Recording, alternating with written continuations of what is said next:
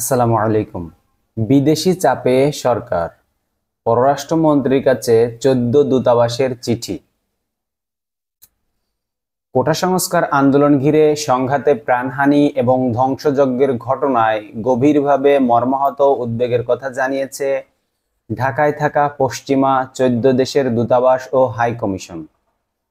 পররাষ্ট্রমন্ত্রী ডক্টর হাসান মাহমুদের কাছে লেখা এই চিঠিতে সংশ্লিষ্ট সব পক্ষকে চলমান সংকটের একটি টেকসই সমাধান খুঁজতে ও নতুন করে প্রাণহানির ঘটনা এড়াতে উৎসাহ দিয়েছেন তারা।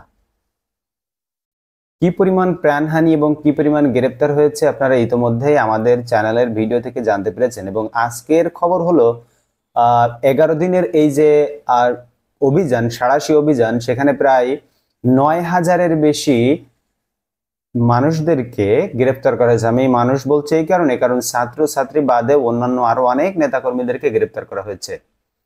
গত বুধবার পররাষ্ট্রমন্ত্রীর কাছে পাঠানো ওই চিঠিতে সই করে যুক্তরাষ্ট্র যে চিঠি দিয়েছে তারা হলো যুক্তরাষ্ট্র, যুক্তরাজ্য, France, Germany, Italy, Spain, Netherlands, Canada, Switzerland, Sweden, Denmark, Norway, Australia এবং ইউরোপীয় ইউনিয়ন ইইউ দূতাবাস। চিঠিতে তারা সংকট সমাধানের পাশাপাশি আন্দোলনের মোকাবেলা ও সংঘাতে আইন শৃঙ্খলা বাহিনীর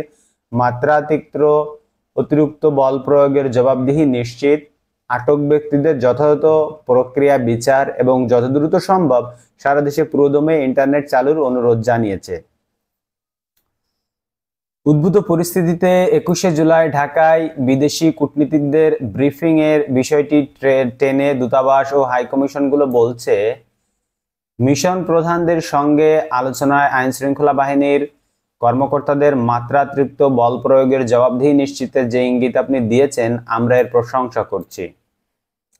অর্থাৎ বাংলাদেশ থেকে যারা মিশন পরিচালনা করে, শান্তিরক্ষী হিসেবে বিভিন্ন দেশে গিয়ে শান্তি স্থাপন করে, আপনারা সকলেই দেখতে পাচ্ছেন আমাদের দেশের শান্তির এখন কি অবস্থা, ঢাকায় কি অবস্থায় সেনাবাহিনী আসলে যুদ্ধের মতো করে তারা সবকিছু তৈরি করে নিয়েছে এবং ছাত্রদের সাথে এক পর্যায়ে তারা যুদ্ধই করেছে বলা চলে।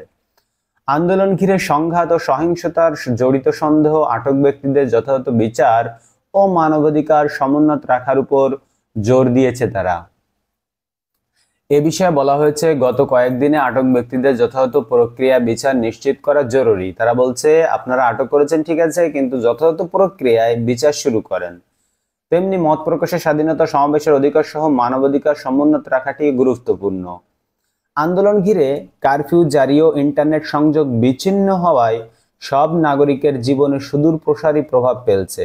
আপনারা সকলেই জানেন এখনো পর্যন্ত আমাদের মোবাইলে ইন্টারনেট চালু হয়নি বলে মন্তব্য করেছে তারা। দূতাবাসগুলো মনে করছে ইন্টারনেট সংযোগ পুরোপুরি চালু না হওয়ায় দেশে বিদেশে ব্যবসার পাশাপাশি মিশনগুলোর সঙ্গে বাংলাদেশের চরমভাবে ক্ষতিগ্রস্ত হচ্ছে। বাংলাদেশ যে এখন চরমভাবে ক্ষতিগ্রস্ত হচ্ছে, যেমনি অর্থনৈতিকভাবে, তেমনি বিদেশি বন্ধুদের কাছে, তেমনি বাংলাদেশ এখন আসলে অনেক সেক্টরগুলো ধ্বংসের পথে। যেমন ফ্রিল্যান্সিং সেক্টর আছে, বাংলাদেশের অনলাইন যে বিজনেস গড়ে উঠেছিল দীর্ঘদিনের প্রচেষ্টায়, কমার্স বিজনেস, সেটিও আসলে ধ্বংসের পথে এক পর্যায়ে বলা চলে। এছাড়া ইন্টারনেট যদি এখনো চালু না হয়, জানি না কবে চালু করবে সরকার, তাহলে আরো খারাপ দিকে আমরা যাব।